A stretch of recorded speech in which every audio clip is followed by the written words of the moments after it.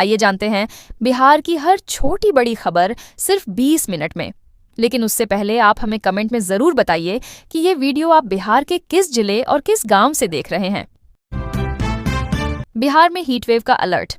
Monsoon को लेकर भी आया अपडेट। भारतीय मौसम विज्ञान विभाग ने बिहार के मौसम को लेकर चेतावनी और राहत दोनों खबरें दी हैं। राज्य में 20 से 24 जून तक भीषण लू चलने की संभावना है। पिछले 24 घंटों में भी कई जिलों में लू की स्थिति बनी रही और तापमान सामान्य से काफी अधिक दर्ज किया गया। हालांकि राहत की बात यह है कि 23 जून के आसपास दक्षिण पश्चिम मानसून बिहार के और हिस्सों में दस्तक दे सकता है। वर्तमान में मानसून की उत्तरी सीमा जमुई और मुजफ्फरपुर से होकर गुजर रही है। मौसम विभाग ने बताया कि 21 से 23 जून और 25 जून को गरज चमक के साथ 40 से 50 किलोमीटर प्रति घंटा की रफ्तार से हवाएं चल सकती हैं। 22 से 25 जून के दौरान कहीं कहीं भारी बारिश भी हो सकती है।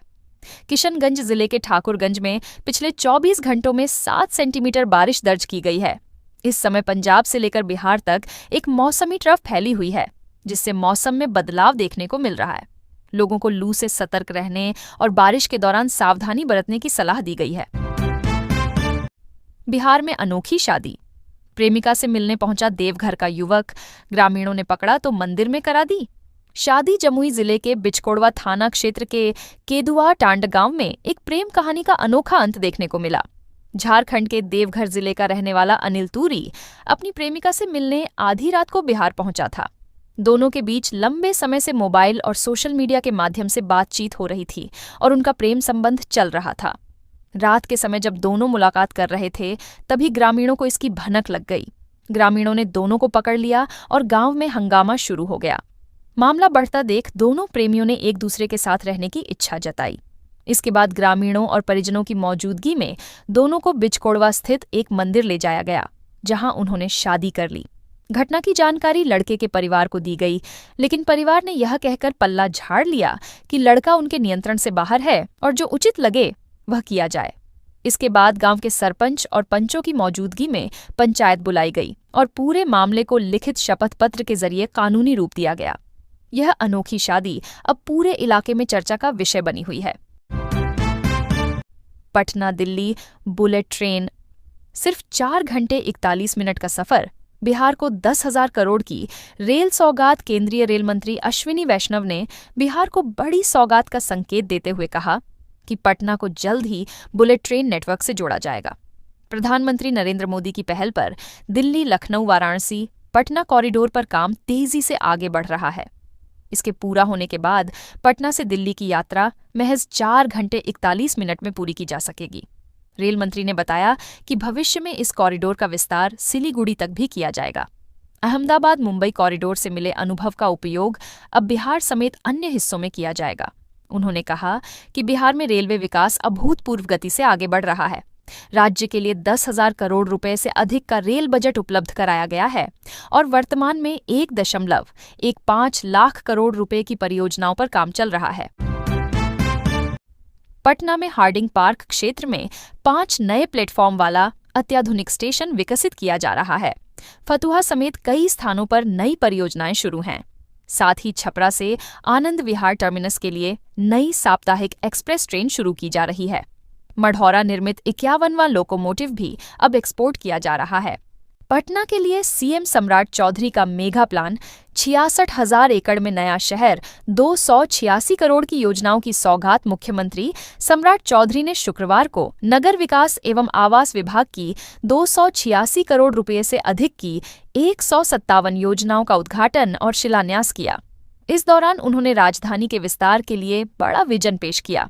उन्होंने कहा कि पटना के भविष्य को अंतर्राष्ट्रीय मानकों के अनुरूप विकसित करने के लिए 66,000 एकड़ क्षेत्र में पाटलिपुत्र नाम से नया शहर बसाया जाएगा।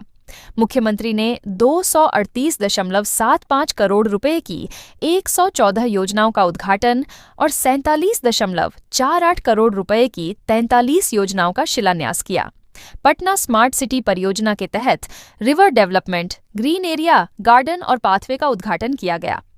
मीठापुर में 10.68 करोड़ रुपए की लागत से निर्मित G+3 कॉमन सर्विस सेंटर का लोकार्पण हुआ, जिसमें बैंक, पार्लर और ओपन एयर कैफे जैसी सुविधाएं एक ही परिसर में उपलब्ध होंगी। मुख्यमंत्री ने कहा कि कचरा प्रबंधन की स्थिति में सुधार हुआ है और अगले 6 महीने में इसे और बेहतर किया जाएगा। उन्होंने नागरिकों से सीवरेज नेटवर्क से अपने घरों को जोड़ने की अपील की। बरसात को देखते हुए उन्होंने बड़े नालों के निर्माण कार्य को अस्थायी रूप से रोकने और मानसून के बाद दोबारा शुरू करने का निर्देश दिया। सड़क हादसे में बाल बाल बचे मोकामा विधायक अनंत सिंह। काफिले की गाड़ियां आपस में टकराईं। मोकामा पटना 4 लेन पर गुरुवार रात सबनिमा गांव के समीप मोकामा विधायक अनंत कुमार सिंह का काफिला हादसे का शिकार हो गया। विधायक एक तिलक समारोह से लौट रहे थे। इसी दौरान बख्तियारपुर की ओर जा रही एक ट्रैक्टर ट्रॉली अचानक 4 लेन पर रुक गई। विधायक के काफिले में शामिल वाहन अचानक ब्रेक लगाने के कारण आपस में टकरा गए। 3 वाहन क्षतिग्रस्त हो गए और कुछ समर्थक मामूली रूप से घायल हुए। घटना की सूचना मिलते ही पुलिस मौके पर पहुंची और जांच शुरू की। अपर थानाध्यक्ष मृत्युंजय कुमार ने बताया कि किसी के गंभीर रूप से हताहत होने की सूचना नहीं है। पुलिस मामले की छानबीन कर रही है। विधायक अनंत सिंह इस हादसे में सुरक्षित बच गए। खानसर फायरिंग केस में नया खुलासा।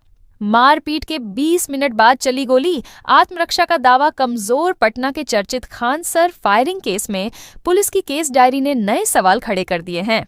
2 जून की रात हुई घटना में सीसीटीवी फुटेज से सामने आया है कि मारपीट और तोड़फोड़ की घटना रात 10:10 बजे हुई थी, जबकि गोलीबारी करीब 20 मिनट बाद 10:30 बजे की गई। पुलिस का कहना है कि यह आत्मरक्षा नहीं बल्कि इलाके में दहशत फैलाने की कोशिश थी। फुटेज में खानसर के बॉडीगार्ड प्रदीप और तालिबर सिंह को फायरिंग करते देखा गया। हिरासत में लिए गए दोनों ने कथित रूप से बताया कि उन्होंने अपनी मर्जी से नहीं बल्कि फैजल खान के निर्देश पर गोली चलाई थी। अदालत ने पुलिस को 20 जून तक केस डायरी प्रस्तुत करने का आदेश दिया है। इसी दिन खानसर की गिरफ्तारी पर लगी रोक की अवधि समाप्त हो रही है और बॉडीगार्ड्स की जमानत याचिका पर भी सुनवाई होगी। कानूनी जानकारों का कहना है कि आत्मरक्षा का दावा साबित करने के लिए तत्काल जान का खतरा और हमलावरों के हथियारों का सबूत जरूरी होगा। पटना समेत बिहार के 7 प्रमुख स्टेशनों पर होगा भीड़ प्रबंधन का अध्ययन, राइट्स करेगी। सर्वे रेल मंत्रालय ने त्योहारों और छुट्टियों के दौरान रेलवे स्टेशनों पर उमड़ने वाली भारी भीड़ के बेहतर प्रबंधन के लिए बड़ा कदम उठाया है। इसके लिए rail India technical and economic service rights को जिम्मेदारी सौंपी गई है। पहले चरण में देश भर के 72 प्रमुख रेलवे स्टेशनों का चयन किया गया है, जिनमें बिहार के 7 स्टेशन शामिल हैं। पटना जंक्शन, दानापुर, मुजफ्फरपुर, गया, दरभंगा, पंडित दीनदयाल उपाध्याय जंक्शन, छपरा और भागलपुर स्टेशन पर यात्रियों की आवाजाही, भीड़ की तीव्रता और उसके कारणों का गहन अध्ययन किया जाएगा। स्टेशन की संरचना, प्रवेश निकास व्यवस्था, फुटओवर ब्रिज, प्रतीक्षालय, टिकट काउंटर और प्लेटफॉर्म की क्षमता का भी मूल्यांकन होगा। ड्रोन से निगरानी कर भीड़ के मूवमेंट का वैज्ञानिक अध्ययन किया जाएगा। यात्रियों से सीधे बातचीत कर उनकी समस्याओं और सुझावों को भी दर्ज किया जाएगा। रिपोर्ट के आधार पर भविष्य में भीड़ प्रबंधन की नई रणनीति तैयार होगी, खासकर छठ, होली, दीपावली और प्रतियोगी परीक्षाओं के समय। पहली बार नौकरी पाने वालों की बल्ले बल्ले पीएम मोदी ट्रांसफर करेंगे 2400 करोड़ रुपए। श्रम एवं रोजगार मंत्रालय की प्रधानमंत्री विकसित भारत रोजगार योजना PMVBRY के सफल क्रियान्वयन पर शुक्रवार को नई दिल्ली के विज्ञान भवन में राष्ट्रीय कार्यक्रम आयोजित होगा। प्रधानमंत्री नरेंद्र मोदी प्रत्यक्ष लाभ अंतरण DBT के माध्यम से लाभार्थियों को लगभग 2400 करोड़ रुपए की प्रोत्साहन राशि वितरित करेंगे। इससे 15 लाख से अधिक अतिरिक्त रोजगारों को समर्थन मिलने की उम्मीद है। देश भर के 200 स्थानों पर समानांतर कार्यक्रम होंगे। बिहार में पटना के राजवंशी नगर स्थित ऊर्जा ऑडिटोरियम में क्षेत्रीय कार्यक्रम होगा, जिसमें मंत्री डॉक्टर दिलीप कुमार जायसवाल और विधायक संजीव चौरसिया शामिल होंगे। योजना के तहत पहली बार नौकरी पाने वाले युवाओं को 1 माह के वेतन के बराबर अधिकतम 15,000 रुपए तक की सहायता दी जाती है। नियोक्ताओं को प्रत्येक अतिरिक्त कर्मचारी पर प्रतिमाह 3,000 रुपए तक का प्रोत्साहन मिलता है। पटना क्षेत्रीय कार्यालय के तहत अब तक 4,085 नियोक्ताओं ने 2.22 लाख रोजगार सृजित किए हैं, जिनमें 78,418 नए रोजगार शामिल हैं। इनमें 18,320 महिलाएं भी लाभान्वित हुई हैं। विदेशी हसीना के इश्क में पटना का बाबू कंगाल इंस्टाग्राम पर हुस्न का जाल, 4 लाख रुपए की ठगी। पटना के गर्दनीबाग इलाके में रहने वाले 25 वर्षीय युवक को ऑनलाइन डेटिंग का शौक भारी पड़ गया। इंस्टाग्राम पर दिखे एक आकर्षक विज्ञापन ने उसकी जिंदगी बदल दी। विज्ञापन में दावा किया गया था कि दुनिया भर की सुंदर लड़कियों से डेटिंग की जा सकती है। युवक ने दिए गए नंबर पर संपर्क किया और उसे मांगर बेला नाम की कथित विदेशी लड़की से जोड़ा गया। कुछ दिनों तक मीठी बातें कर लड़की ने उसका भरोसा जीत लिया। फिर उसने एक वेबसाइट का लिंक भेजा और कहा कि आसान टास्क पूरे करके लाखों कमाए जा सकते हैं। शुरुआत में युवक को कुछ मुनाफा भी मिला, जिससे उसका विश्वास और बढ़ गया। इसके बाद उसने बड़ी रकम निवेश कर दी। जब उसने पैसा निकालना चाहा तो टैक्स और अन्य प्रक्रियाओं के नाम पर उससे और पैसे डलवाए गए। आखिरकार 4 लाख रुपए डूबने के बाद युवक को समझ आया कि वह ठगा जा चुका है। उसने साइबर थाने में मामला दर्ज कराया है। पुलिस अब इस गिरोह की तलाश में जुटी है। बिहार के सभी सरकारी डॉक्टरों को सीएम सम्राट की चेतावनी, नहीं सुधरे तो होगी कड़ी कार्रवाई। मुख्यमंत्री सम्राट चौधरी ने राज्य के सभी सरकारी अस्पतालों के डॉक्टरों को सख्त निर्देश दिए हैं। उन्होंने कहा कि बिना गंभीर कारण के मरीजों को बड़े अस्पतालों में रेफर करने की आदत बंद करनी होगी। अनुमंडल और जिला स्तर के अस्पतालों में उपलब्ध सुविधाओं का पूरा उपयोग किया जाए और सामान्य बीमारियों का इलाज स्थानीय स्तर पर ही किया जाए। उन्होंने कहा कि छोटी बीमारियों के मरीजों को सीधे पटना या अन्य बड़े मेडिकल संस्थानों में भेजना उचित नहीं है। इससे बड़े अस्पतालों पर अनावश्यक दबाव बढ़ता है और मरीजों को भी परेशानी होती है। अधिकारियों को नियमित समीक्षा करने और रिपोर्ट देने को कहा गया है। मुख्यमंत्री ने चेतावनी दी कि यदि किसी डॉक्टर द्वारा बिना ठोस चिकित्सीय कारण के मरीजों को रेफर किया गया तो उसके खिलाफ विभागीय कार्रवाई और दंडात्मक कदम उठाए जाएंगे। उन्होंने 15 अगस्त तक सुधार की समय सीमा तय की है। इस पहल से उम्मीद है कि मरीजों को अपने जिले में ही बेहतर चिकित्सा सुविधाएं मिलेंगी और बड़े अस्पतालों पर बोझ कम होगा। 18 लाख लोगों की पेंशन का रास्ता साफ। महिला सम्मान रोजगार की किस्त पर भी अपडेट। मुख्यमंत्री सम्राट चौधरी ने बुधवार को सामाजिक सुरक्षा पेंशन से वंचित वृद्धजनों, दिव्यांगजनों और विधवा महिलाओं के लिए बड़ी घोषणा की। उन्होंने कहा कि 18 लाख से अधिक लोग अब भी पेंशन से वंचित हैं। सभी डीएम को निर्देश दिया गया है कि ऐसे परिवारों को चिन्हित कर उनका ई-केवाईसी और आधार लिंक कराएं ताकि शीघ्र भुगतान सुनिश्चित हो सके। फुलवारी शरीफ प्रखंड के नदियामा में आयोजित शिविर में मुख्यमंत्री ने कहा कि बिहार में 1 करोड़ 12 लाख परिवारों में से 94 लाख को पेंशन मिल रही है, लेकिन शेष 18 से 20 लाख लोग आधार या बैंक लिंक न होने के कारण वंचित हैं। इस शिविर का उद्देश्य योजनाओं की जानकारी जन जन तक पहुंचाना और पात्र व्यक्तियों को लाभ दिलाना है। कार्यक्रम में आयुष्मान कार्ड, पीएम किसान सम्मान निधि, कन्या उत्थान योजना, पीएम सूर्य घर मुफ्त बिजली योजना, लखपति दीदी योजना और पीएम आवास योजना से जुड़े प्रमाण पत्र और चेक लाभुकों को दिए गए। मुख्यमंत्री ने कहा कि 48 लाख महिलाएं लखपति दीदी बन चुकी हैं और अगले 2 वर्षों में 1 करोड़ जीविका दीदियों को आत्मनिर्भर बनाया जाएगा। 50,000 रुपए दो, नहीं तो नौकरी नहीं करने दूंगा।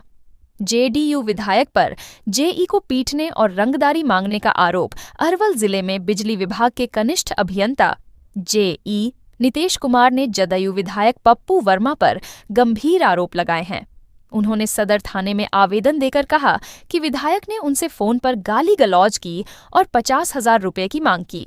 शिकायत के अनुसार 13 जून को विधायक ने सरकारी मोबाइल पर कॉल कर धमकी दी। शाम को व्हाट्सएप कॉल पर भी गाली गलौज की गई। जेई का आरोप है कि जब वह ट्रांसफार्मर की जांच कर रहे थे तब उन्हें सर्किट हाउस बुलाया गया। वहां विधायक ने उनके साथ मारपीट की और धमकी दी कि यदि अरवल में रहना है तो उनकी सभी बातें माननी होंगी। वहीं विधायक पप्पू वर्मा ने आरोपों को खारिज करते हुए कहा कि रामलग्न बिघा गांव में ट्रांसफार्मर जला हुआ था और ग्रामीण परेशान थे। उन्होंने जेई को ट्रांसफार्मर लगाने को कहा, लेकिन जेई ने अभद्र भाषा का प्रयोग किया। मामला अब पुलिस जांच के अधीन है। 27 जून से बिहार में पकड़ेगी मानसून की रफ्तार। 2 जुलाई तक अच्छी बारिश के आसार। बिहार में उमस भरी गर्मी और बीच बीच में हो रही हल्की बारिश के बीच किसानों और आम लोगों के लिए राहत भरी खबर आई है। मौसम विशेषज्ञों के अनुसार 27 जून से मध्य बिहार में मानसूनी बारिश की धमाकेदार शुरुआत होगी। 28 से 29 जून तक राज्य के अधिकांश हिस्सों में मानसून पूरी तरह पहुंच जाएगा। ताज़ा विश्लेषण के अनुसार 27 जून से 2 जुलाई के बीच भागलपुर सहित पूरे बिहार में व्यापक वर्षा की संभावना है। सीमांचल क्षेत्र पहले ही मानसून की चपेट में आ चुका है और वहां अच्छी बारिश दर्ज की जा रही है। विशेषज्ञों का कहना है कि इस दौरान मानसूनी सिस्टम को MJO मैडन जूलियन ऑसिलेशन का सहयोग मिलेगा, जिससे बारिश की गतिविधियां सक्रिय रहेंगी। इससे खरीफ फसलों की बुआई को गति मिलेगी और धान की रोपणी शुरू हो सकेगी।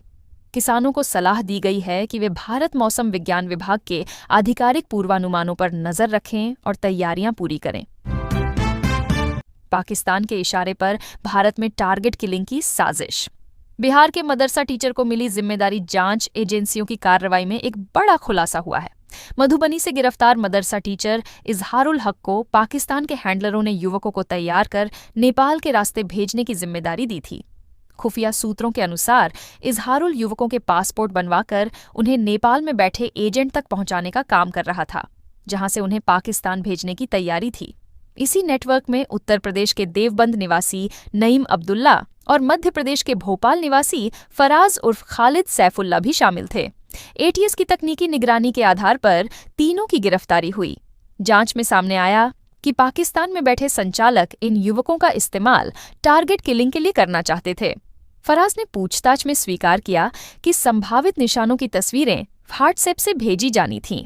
ATS के अनुसार गूगल मीट के जरिए भारत विरोधी संदेश दिए जाते थे और PFI के कथित मिशन 2047 का उल्लेख कर युवकों को प्रभावित करने की कोशिश की जाती थी। तीनों आरोपितों के मोबाइल से पाकिस्तानी मौलवियों के भाषणों के अलावा ओसामा बिन लादेन और असीम उमर से जुड़े ऑडियो वीडियो भी बरामद हुए हैं। पुलिस मुख्यालय ने सभी जिलों को सतर्कता बरतने के निर्देश दिए हैं। PM किसान की 23वीं किस्त कल होगी जारी। बिहार के 1.08 करोड़ किसानों को मिलेगा सीधा लाभ। देश के करोड़ों किसानों के लिए राहत भरी खबर है। प्रधानमंत्री नरेंद्र मोदी 20 जून को पश्चिम बंगाल के हुगली जिले से PM किसान सम्मान निधि योजना की 23वीं किस्त जारी करेंगे।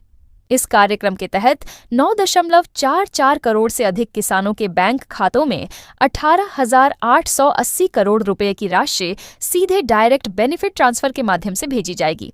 हर पात्र किसान को 2,000 रुपए की किस्त मिलेगी। बिहार के करीब 1.08 करोड़ पंजीकृत किसानों को इसका सीधा लाभ मिलेगा। मुजफ्फरपुर के जिला कृषि पदाधिकारी संजय कुमार ने बताया कि सभी प्रखंडों में कार्यक्रम आयोजित होगा और किसान प्रधानमंत्री का संबोधन सुन पाएंगे। हालांकि जिन किसानों की फार्मर ID जनरेट नहीं हुई है, उन्हें आगे परेशानी हो सकती है। PM किसान पोर्टल पर पंजीकरण पूरा होने के बाद ही यह ID मिलती है। किसानों को सलाह दी गई है कि वे जल्द से जल्द नजदीकी CSC सेंटर पर जाकर नया पंजीकरण कराएं। इससे पहले योजना की 22वीं किस्त मार्च में जारी हुई थी, जिसमें 9.32 करोड़ किसानों को लाभ मिला था। मुजफ्फरपुर में हरियाणा से शराब की तस्करी, पति पत्नी समेत 4 गिरफ्तार, 150 कार्टन और बरामद उत्पाद विभाग ने मुजफ्फरपुर में हरियाणा से शराब की तस्करी करने वाले अंतर्राज्यीय गिरोह का पर्दाफाश किया है। सरैया के रेवा रोड स्थित मुक्तिधाम के पास से कार की तलाशी में 1,642 पीस हरियाणा निर्मित शराब बरामद हुई। मौके से 4 धंधेबाजों को गिरफ्तार किया गया, जिनमें 2 पति पत्नी शामिल हैं। गिरफ्तार आरोपितों में रोहतक निवासी अजीत और उसकी पत्नी सोनू, दीपक और उसकी पत्नी राखी शामिल हैं। पूछताछ में सामने आया कि उन्हें चांदनी चौक पर कार छोड़कर निकल जाने को कहा गया था। इसके अलावा मोतीपुर के नरियार में छापेमारी कर भुसकौल से चंडीगढ़ निर्मित 150 कार्टन अंग्रेजी शराब भी जब्त की गई। मौके से धंधेबाज सुनील सहनी को गिरफ्तार किया गया। उत्पाद इंस्पेक्टर दीपक कुमार सिंह ने बताया कि गुप्त सूचना के आधार पर कार्रवाई की गई थी। जांच में स्थानीय अन्य धंधेबाजों के नाम भी सामने आए हैं। पुलिस अब इस नेटवर्क की गहराई से पड़ताल कर रही है। नीतीश कुमार की राह पर CM सम्राट चौधरी। गयाजी में अंतर्राष्ट्रीय स्टेडियम का ऐलान गया। जिले के खिजरसराय में मुख्यमंत्री सम्राट चौधरी ने शुक्रवार को 170 करोड़ रुपए की लागत से प्रौद्योगिकी केंद्र का शिलान्यास किया और साथ ही अंतर्राष्ट्रीय स्टेडियम बनाने का बड़ा ऐलान किया। उन्होंने कहा कि राज्य सरकार इसके लिए 40 एकड़ जमीन उपलब्ध कराएगी। मुख्यमंत्री ने बताया कि यह परियोजना पूर्व मुख्यमंत्री नीतीश कुमार द्वारा उपलब्ध कराई गई जमीन पर शुरू हो रही है। उन्होंने कहा कि बिहार में एमएसएमई सेक्टर ने अभूतपूर्व प्रगति की है। वर्ष 2022 में जहां केवल 6 लाख एमएसएमई थे, वहीं अब यह संख्या 46 लाख से अधिक हो गई है और 1,87,00,000 लोगों को रोजगार मिला है। मुख्यमंत्री ने कहा कि बिहार को आगे ले जाने के लिए 24 घंटे में 20 घंटे काम करना होगा। अपराध, भ्रष्टाचार और सांप्रदायिकता से किसी भी तरह का समझौता नहीं होगा। अपराधियों को चेतावनी देते हुए उन्होंने कहा कि गयाजी में उनका पिंडदान होगा या वे जेल में रहेंगे। बक्सर में प्रेमिका को बुलाने की जिद में टावर पर चढ़ा आशिक, 2.5 घंटे चला हाई वोल्टेज ड्रामा। बक्सर जिले के वासुदेवा थाना क्षेत्र के औथर गांव में बुधवार को एक युवक अपनी प्रेमिका को बुलाने की जिद में 1.32 केवीए हाईटेंशन विद्युत टावर पर चढ़ गया। प्रत्यक्षदर्शियों के अनुसार युवक अचानक धारा प्रवाहित टावर पर चढ़ने लगा। ग्रामीणों ने रोकने की कोशिश की, लेकिन वह नहीं माना। सूचना मिलते ही प्रशासन ने बिजली आपूर्ति बंद कर दी, जिससे बड़ा हादसा टल गया। युवक ने कहा कि वह 1 वर्ष से युवती से प्रेम करता है और दोनों के बीच बातचीत होती रही, लेकिन युवती ने इसे एकतरफा बताते हुए किसी संबंध से इनकार कर दिया। करीब 2.5 घंटे तक चले इस हाई वोल्टेज ड्रामे में भारी भीड़ जुट गई। अंततः युवती घटनास्थल पर पहुंची, जिसके बाद युवक शांत हो गया और टावर से नीचे उतर आया। पुलिस ने उसे हिरासत में लेकर पूछताछ शुरू कर दी है। डुमरांव डीएसपी पुलस्त कुमार ने बताया कि युवक के खिलाफ विधि सम्मत कार्रवाई की जाएगी। आम लदी पिकअप का पीछा करते रहे बदमाश, फिर ड्राइवर को गोली मारकर 1 लाख रुपए लूट ले गए। गोपालगंज के विजयपुर थाना क्षेत्र में शुक्रवार सुबह अपराधियों ने फिल्मी अंदाज में लूट की बड़ी वारदात को अंजाम दिया। देवरिया से आम लेकर सिवान जा रहे पिकअप चालक सैनुल्लाह शेख का कथित तौर पर 4 पहिया वाहन सवार बदमाश बैकुंठपुर से पीछा कर रहे थे। चालक के अनुसार वाहन जांच के दौरान अपराधियों ने खुद को बाराती बताकर पुलिस को भी चकमा दिया। महेशपुर गांव के पास सुनसान इलाके में बदमाशों ने पिकअप को घेर लिया और चालक पर गोली चला दी। गोली सिर की बजाय गर्दन में लगने से उसकी जान बच गई। इसके बाद अपराधी करीब 1 लाख रुपए लूटकर फरार हो गए। गंभीर रूप से घायल चालक को पहले विजयपुर अस्पताल और फिर बेहतर इलाज के लिए देवरिया मेडिकल कॉलेज रेफर किया गया। पुलिस मामले की जांच में जुटी है और अपराधियों की तलाश जारी है। बेटे को खोया, अब मदद भी छिन गई। बलिदानी फ्लाइट लेफ्टिनेंट शुभम के पिता ने रक्षा मंत्री से लगाई गुहार। असम विमान हादसे में बलिदान देने वाले फ्लाइट लेफ्टिनेंट शुभम कुमार के परिवार के सामने अब नया विवाद खड़ा हो गया है। शुभम के पिता अमरेंद्र शर्मा का आरोप है कि सरकार की ओर से दी गई 21 लाख रुपए की सहायता राशि का चेक उनकी कथित पत्नी श्रेया राय को सौंप दिया गया, जबकि परिवार को इसकी कोई जानकारी नहीं दी गई। अमरेंद्र शर्मा का कहना है कि यदि श्रेया वास्तव में उनके बेटे की पत्नी थीं, तो उन्हें अधिकार है, लेकिन पति के अंतिम संस्कार और श्राद्ध कर्म से पहले ही उनका चले जाना परिवार को आहत कर गया। परिवार का दावा है कि दोनों की शादी 2027 में होने वाली थी और कोर्ट मैरिज की जानकारी उन्हें नहीं थी। अब शुभम के पिता ने रक्षा मंत्री से परिवार को आर्थिक सहायता देने और पूरे मामले की निष्पक्ष जांच कराने की मांग की है। बेटे की शहादत के बाद यह विवाद परिवार के दर्द को और बढ़ा रहा है।